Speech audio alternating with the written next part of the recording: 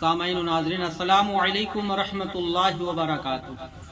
आइए मैं आपको आज हदीस पाक झूठ के मुतालिक बयान करते हैं, सुनाते हैं कि झूठ बोलना कितना बड़ा गुनाह है। झूठ बोलने से इंसान जहन्नम का हकदार हो जाता है और सच बोलने से जन्नत का हकदार हो जाता है।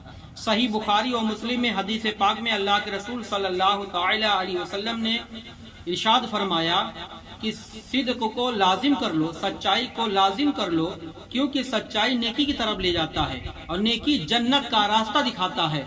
आदमी बराबर सच बोलता रहता है तो सच बोलने की कोशिश करता रहता है, यहाँ तक कि वो अल्लाह के नजदीक सिद्दीक लिख दिया जाता है, सच्चा लिख दिया जाता है। और जो झूठ बोलना पसंद करता है, जो झूठ बोलता रहता है, तो झूठ वो जहन्नम की तरफ ले जाता है और वो जहन्नम का हकदार हो जाता है।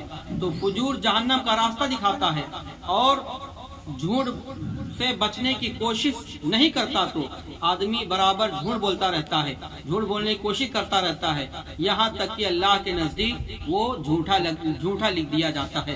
तो सामईन इकराम, तिरमिज़ी की हदीस शरीफ में अल्लाह के रसूल सल्लल्लाहु तआला अलैहि वसल्लम ने इरशाद फरमाया, जो शख्स झूठ बोलना छोड़ दे, और बातिल यानी झूठ छोड़ने की चीजें हैं, इसलिए जन्नत के किनारे में मकान बनाया जाता है। जिसने झगड़ा करना छोड़ दिया और वो हक है यानी बावजूद हक पर होने के झगड़ा नहीं करता, उसके लिए वस्ते जन्नत में मकान बना दिया जाता है।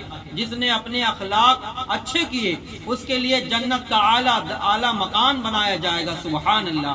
तिरमिज़ी की हदीस पाक में हजरत इब्ने उमर रज़ी अल्लाह तआला अन्हु से रिवायत है कि रसूल अकरम सल्लल्लाहु तआला अलैहि वसल्लम ने इरशाद फरमाया कि कहते हैं कि मैंने रसूलुल्लाह सल्लल्लाहु अलैहि वसल्लम को फरमाते हुए सुना कि बड़ी खयानत की ये बात है कि तू अपने भाई से कोई बात कहे और वो तुझे उस बात में सच्चा जान रहा है तो उससे झूठ बोल रहा है।